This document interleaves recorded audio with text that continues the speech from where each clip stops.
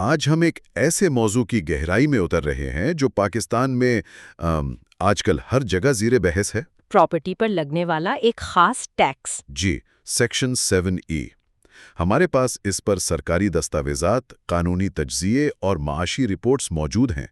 تو آج کوشش یہ سمجھنے کی ہے کہ یہ ٹیکس آخر ہے کیا، اسے کیوں لایا گیا، اس پر اتنی قانونی کھینچاتانی کیوں ہے، اور ہماری معیشت پر اس کے کیا اثرات پڑ رہے ہیں۔ بالکل، اور یہ صرف ایک ٹیکس کی کہانی نہیں ہے، یہ دراصل پاکستان کی معاشی سمت، وفاق اور صوبوں کے اختیارات اور اس سوال سے جڑی ہے کہ ملک میں سرمایہ کہاں استعمال ہونا چاہیے۔ تو آئیے بالکل شروع سے شروع کرتے ہیں۔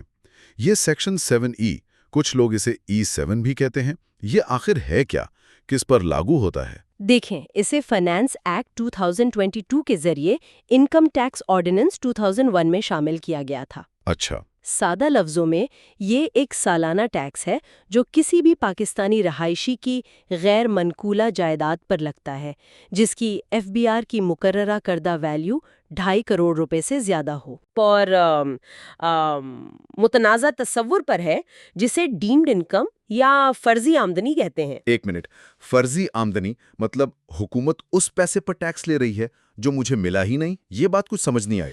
آپ کا سوال بالکل درست ہے، اور یہی اس پر ہونے والی زیادہ تر تنقید کی جڑیں۔ حکومت کا نظریہ یہ ہے کہ اگر آپ کے پاس ایک مہنگی جائیداد ہے تو وہ ایک اثاثہ ہے جو آمدنی پیدا کرنے کی صلاحیت رکھتا ہے، چاہے آپ اسے استعمال کریں یا نہ کریں۔ بالکل، قانون یہ فرض کر لیتا ہے کہ وہ جائیداد آپ کو ایک آمدنی کما کر دے رہی ہے۔ بہت عجیب منطق ہے۔ تو اس فرضی کمائی کا حساب کیسے ہوتا ہے؟ طریقہ کار یہ ہے کہ FBR آپ کی جائیداد کی جو بھی قیمت طے کرتا ہے نا، جی، اس کا 5% وہ سالانہ فرضی آمدنی سمجھا جاتا ہے۔ اوکے۔ پھر اس فرضی آمدنی پر آپ کے انکم ٹیکس سلیب کے حساب سے نہیں بلکہ سیدھا 20% ٹیکس وصول کیا جاتا ہے۔ اچھا، ذرا اس کا حساب لگاتے ہیں۔ اگر ایک پراپرٹی کی FBR ویلیو 10 کروڑ روپے ہے جی، تو اس کا 5% ہوا 50 لاکھ روپے۔ یہ ہو گئی فرضی آمدنی، اور پھر اس 50 لاکھ پر 20% ٹیکس، یہ تو 10 لاکھ روپے بن گئے۔ بالکل صحیح حساب لگایا آپ نے۔ تو 10 کروڑ کی پراپرٹی پر 10 لاکھ روپے سالانہ ٹیکس، جی، یہ تو جائیداد کی کل FBR ویلیو کا سیدھا 1% بن گیا۔ یہ تو بہت بڑی رقم ہے۔ جی ہاں، مؤثر ٹیکس کی شرح تقریباً 1% سالانہ ہی بنتی ہے، لیکن یہ یاد رکھنا ضروری ہے کہ اس میں کچھ چھوٹ بھی ہے۔ اچھا، کیا چھوٹ ہے؟ سب سے اہم یہ کہ آپ کا ایک ذاتی رہائشی مکان اس ٹیکس سے مستثنیٰ ہے۔ ٹھیک ہے۔ اور کچھ دیگر کیٹیگریز بھی ہیں، جیسے بعض غیر مقیم پاکستانی جنہیں اس سے چھوٹ حاصل ہے۔ اوکے، تو اس سے یہ واضح ہوا کہ اس کا ہدف عام آدمی یا ایک گھر کا مالک نہیں ہے، اس کا نشانہ وہ لوگ ہیں جن کے پاس ایک سے زیادہ مہنگی جائیدادیں ہیں یا خالی پلاٹ ہیں۔ بالکل، اس کا بنیادی ہدف زیادہ مالیت کی اور غیر استعمال شدہ جائیدادوں کے مالکان ہیں۔ ٹھیک ہے، اب یہ سمجھ میں آتا ہے۔ لیکن حکومت کو یہ ٹیکس لگانے کی ضرورت کیوں پیش آئی؟ کیا یہ صرف خزانہ بھرنے کی کوشش تھی یا اس کے پیچھے کوئی بڑی معاشی سوچ تھی؟ یہ ایک بہترین سوال ہے۔ اس کی 2 بڑی وجوہات ہیں۔ پہلی اور فوری وجہ تو IMF کی شرائط اور محصولات بڑھانے کا دباؤ تھا۔ ہمیشہ کی طرح۔ جی، حکومت پر زور تھا کہ وہ براہ راست ٹیکسوں میں اضافہ کرے، اور ریئل اسٹیٹ ہمیشہ سے ایک ایسا شعبہ رہا ہے جہاں سے ٹیکس وصولی بہت کم ہوتی ہے۔ تو یہ ایک آسان ہدف تھا۔ اور دوسری زیادہ گہری وجہ کیا تھی؟ دوسری وجہ ایک معاشی نظریے سے جڑی ہے۔ پالیسی سازوں کا ماننا ہے کہ پاکستان میں کھربوں روپے کا سرمایہ ڈیڈ کیپٹل یا مردہ سرمایے کی شکل میں پڑا ہے۔ مطلب لوگوں نے پلاٹ اور فائلیں خرید کر رکھ چھوڑی ہیں جن سے معاشیت کو کوئی فائدہ نہیں ہو رہا۔ بالکل، نہ ان پر کوئی تعمیر ہو رہی ہے، نہ کوئی روزگار پیدا ہو رہا ہے، وہ صرف قیمت بڑھنے کے انتظار میں پڑی ہیں۔ لیکن کیا یہ دلیل درست ہے؟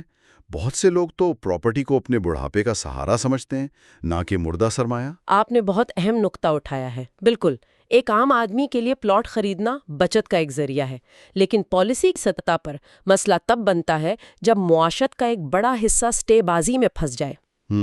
اس ٹیکس کا مقصد جائیداد رکھنے کی لاگت یعنی ہولڈنگ کاسٹ کو بڑھانا ہے۔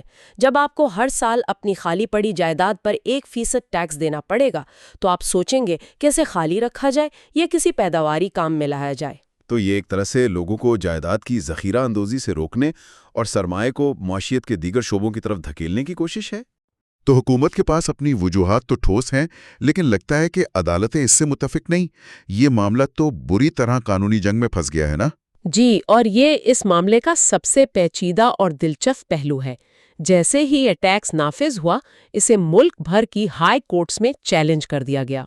और वहां से हमें बिल्कुल मुतजाद फैसले देखने को मिले। जी, मिसाल के तौर पर सिंध हाई कोर्ट ने इस टैक्स की आईनी हैसियत को बरकरार रखा, लेकिन दूसरी तरफ पेशावर, इस्लामाबाद और बलूचिस्तान हाई कोर्ट्स ने कुछ फैसलों में इसे गैर आईनी करार दे दिया। और लाहौर हाई कोर्ट का मामला तो और भी ड्रामेटिक था। बिल्कुल, वहां पहले एक सिंगल बेंच ने इसे कॉलअदम करार दिया, लेकिन फिर एक डिवीजन बेंच ने इस फैसले को मुअत्तल करके टैक्स को बहाल कर दिया। इस कानूनी खींचातानी से तो साफ जाहिर है कि वकील और जज खुद भी इस पर एक पेज पर नहीं है। बुनियादी कानूनी झगड़ा आखिर है किस बात पर? मसला आइन में 18वीं तरमीम के बाद इख्तियारात की तकसीम का है। आइन के मुताबिक गैर मनकूला जायदाद पर टैक्स लगाना अब बड़ी हद तक सूबों का इख्तियार है। ओह, इस टैक्स के मुखालिफिन का कहना है कि ये नाम बदलकर दरअसल कैपिटल वैल्यू टैक्स ही लगाया जा रहा है, जो कि एक सूबाई मामला है। तो ये वफाक और सूबों के दरमियान इख्तियारात की जंग है। वफाकी हुकूमत उसे इनकम टैक्स कह रही है, जबकि मुखालिफिन कह रहे हैं कि ये है तो प्रॉपर्टी टैक्स ही। बिल्कुल, आपने इस कानूनी बहस का खुलासा कर दिया। यही सारे तनाज़े की जड़ है। और चूंकि मुख्तलिफ हाई कोर्ट से मुतजाद फैसले आए हैं, इसलिए ये मामला अब सुप्रीम कोर्ट में ज़ेरे समात है। तो इस सारी कानूनी गैर यकीनी के बावजूद क्या ये टैक्स अमलन वसूल किया जा रहा है? जी हाँ, कानूनी जंग अपनी जगह, लेकिन एफबीआर ने इस टैक्स के नफाज के लिए अपना पूरा निज़ाम बना लिया है। टैक्स अदायगी के लिए PSIDs जारी हो रहे हैं और प्रॉपर्टी की खरीदो फरोख्त के वक्त आपको इस टैक्स की अदायगी का सबूत दिखाना पड़ता है। मतलब हुकूमत इसे वसूल करने में संजीदा है। बहुत संजीदा है। इस तमाम कानूनी कशमकश और प्रॉपर्टी सेक्टर की तरफ से शदीद मुखालफत के बाद कोई ये भी सोच सकता है कि हुकूमत इसे बस ख़त्म क्यों नहीं कर देती? अगर हम इसे बड़ी तस्वीर में देखें तो इसका फौरी और मुकम्मल खात्मा बहुत मुश्किल नज़र आता है। इसकी कई वजूहात हैं। मसलन पहली वजह क्या हो सकती है? पहली वजह तो वही मालियाती और पॉलिसी की है। ये अमीर तबके पर एक प्रोग्रेसिव टैक्स है, यानी ये उन पर ज़्यादा लागू होता है जो इसे बर्दाश्त कर सकते हैं। और सियासी तौर पर ऐसे टैक्स को हटाना मुश्किल होता है। बिल्कुल, ख़ास तौर पे जब आप IMF प्रोग्राम में हो और आपको हर हाल में अपने महसूलात के अहदाफ पूरे करने हो। और IMF भी तो रियल एस्टेट पर टैक्स लगाने का कहता रहा है। जी, मुसलसल। दूसरी वजह जिस पर कम बात होती है वो है इदारा जाती रुकावटें या इंस्टीट्यूशनल इनर्शिया। ये क्या चीज़ है? इसका मतलब ये है कि जब कोई सरकारी महकमा किसी मंसूबे पर वक्त और पैसा लगा देता है तो फिर उसे रोकना बहुत मुश्किल हो जाता है। FBR ने इस टैक्स के लिए एक मुकम्मल IT सिस्टम बनाया है, वैल्यूएशन के लिए नए टेबल्स जारी किए हैं। ये सब संक इम्प्लीमेंटेशन कॉस्ट है। तो आप ये कह रही हैं कि सरकारी मशीनरी एक बहुत बड़ी ट्रेन की तरह है, एक बार चल पड़े तो रोकना मुश्किल है। आपकी मिसाल बिल्कुल दुरुस्त है। एक बार जब रियासत किसी असासा जात की क्लास पर आमदनी का एक जरिया बना लेती है तो उसे मुकम्मल तौर पर तर्क करना तकरीबन नामुमकिन हो जाता है। ठीक है, तो अब सबसे अहम सवाल की तरफ आते हैं। इन सब का हमारी मईशत पर और सरमायाकार पर आखिर असर क्या पड़ रहा है? हम हर तरफ से सुनते हैं कि इस टैक्स की वजह से प्रॉपर्टी मार्केट ठंडी पड़ गई है। जी, इसके मुआशी असरात के कई रुख हैं और ये काफ़ी पेचीदा हैं। एक तरफ डेवलपर्स, रियल एस्टेट एजेंट्स और सरमायाकारों के मुताबिक इस टैक्स ने वाकई मार्केट को सुस्त कर दिया है। उनका कहना है कि लैंड बैंकिंग और सिटीबाजी अब इतनी पुरकशिश नहीं रही। जी, जिसकी वजह से प्लॉटों और फाइलों की खरीद और फरोख्त में नुमाया कमी आई है। लेकिन क्या रियल एस्टेट सिर्फ प्लॉटों की खरीदो फरोख्त का नाम है? इससे तो तामीराती सरगर्मियां भी जुड़ी हैं। इस पर क्या असर पड़ा? बिल्कुल, और यही सनती तंजीमों जैसे FPCCI का बड़ा एतराज़ है। उनका मौक़िफ़ है कि फ़र्ज़ी आमदनी पर टैक्स लगाने से रियल एस्टेट में तवील मुद्दती सरमायाकारी की भी हौसला शिकनी होती है।